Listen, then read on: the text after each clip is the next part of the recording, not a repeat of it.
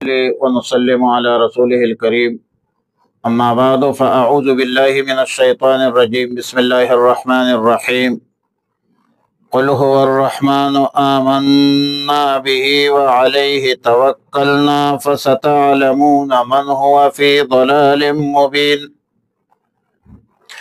پارہ نمبر 29 سورہ ملک، رکوع 2 آیات نمبر 29 اور 30۔ گزشتہ آیتوں میں مشرکین کی ایک بیہودہ تمنا، ایک فضول خواہش کا بیان تھا، ایک احمقانہ حرکت کا ذکر تھا کہ رسول اللہ صلی اللہ علیہ وسلم، صحابہ کرام رضوان اللہ تعالی علیہم اجمعین دین اسلام کے جاننثاروں کی ہلاکت و موت کی خواہش تھی کہ نعوذ باللہ رسول اللہ صلی اللہ علیہ وسلم اور ان کے ساتھی صحابہ کرام رضوان اللہ تعالی علیہم اجمعین جب دنیا میں نہیں رہیں گے تو اسلام کی تعمیر، ترقی، غلبہ روک دیا جائے گا۔ حالانکہ اللہ تعالی نے دین کو غلبہ کے لیے بھیجا ہے، غلبے کے لیے بھیجا ہے، مغلوبیت کے لیے نہیں بھیجا ہے۔ والذی ارسل رسولہ بالہدی ودین الحق لیظہرہ لیغلبہ علی الدین کلہ۔ اللہ تعالی وہ ذات ہے جس نے رسول اللہ صلی اللہ علیہ وسلم کو ہدایت اور دین حق پر بھیجا ہے،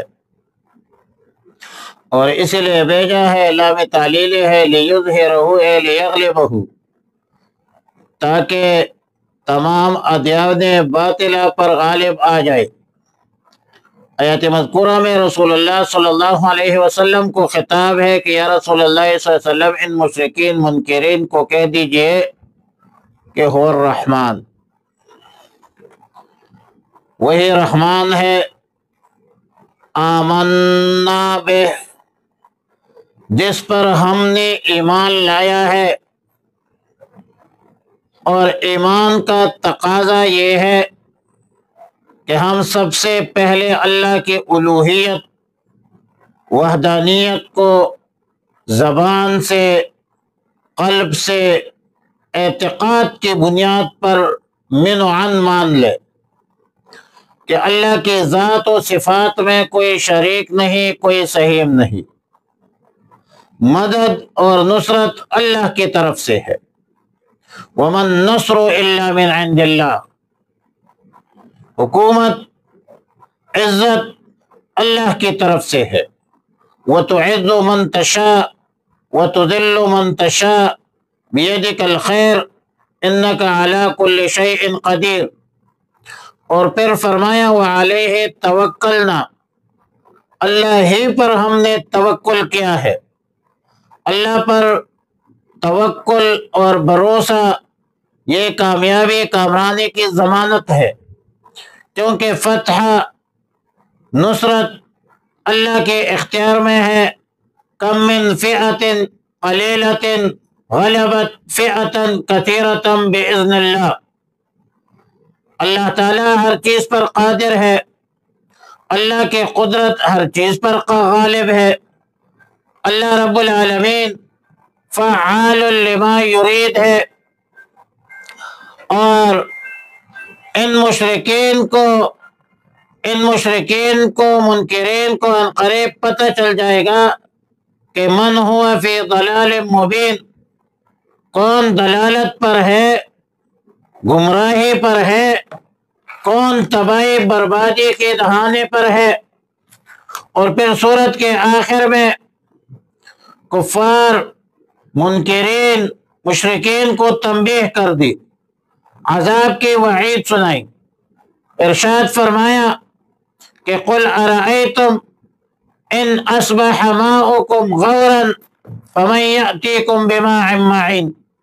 زمین پر بسنے والوں اور اس کو کود کر، زمین کو کود کر کنویں نکالنے والوں، کنویں بنانے والوں، اس کے پانی سے اپنے پینے، پلانے، نباتات اگانے کا کام کرنے والوں، اس بات کو مت بھولو کہ یہ سب چیزیں تمہاری ذاتی ملکیت نہیں ہے، تمہاری ذاتی جاگیر نہیں ہے، یہ اللہ کی طرف سے عطیہ ہے۔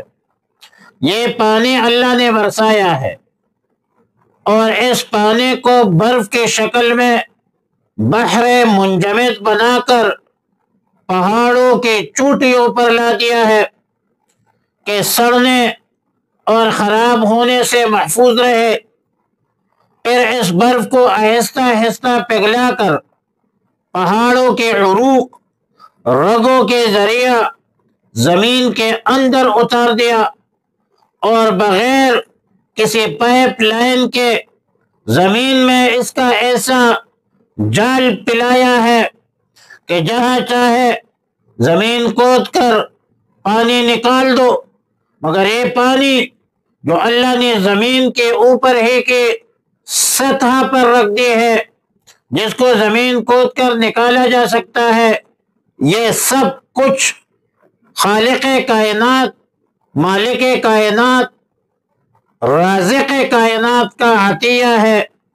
اگر اللہ چاہے اور اس پانی کو زمین کے نیچے سطح پر اتار دے جہاں تک تمہاری رسائی ناممکن ہو، تو وہ کون سی طاقت ہے جو اس پانی کو حاصل کر سکے، اس پانی کو جاری کر سکے، اس پانی کو اوپر سطح تک لا سکے؟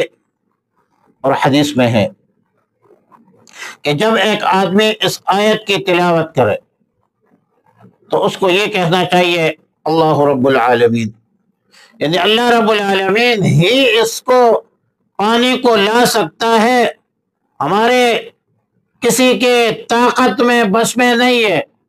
عالم بشریت، عالم انسانیت، عالم جن، مخلوقات میں سے کسی کے بس میں نہیں ہے، طاقت اور طاقت میں نہیں ہے کہ اس پانی کو زمین کے گہرائی سے اوپر کے سطح تک لے آئے۔ یہ اللہ ہی کر سکتے ہیں، ہمارے بس میں نہیں ہے۔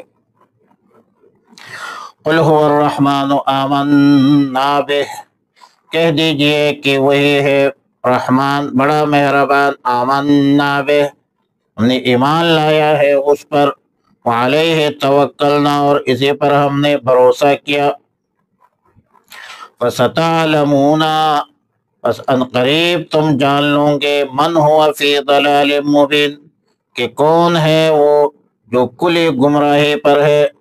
قل کہہ دیجئے ارائیتم، بھلا دیکھو تو، ان اصبح، اگر ہو جائے ماؤکم، تمہارے پانی، غورا خشک، فمن یأتیکم، تو کون ایسا ہے جو لے آئے گا تمہارے پاس، بماء معین، یہ بہتا ہوا پانی۔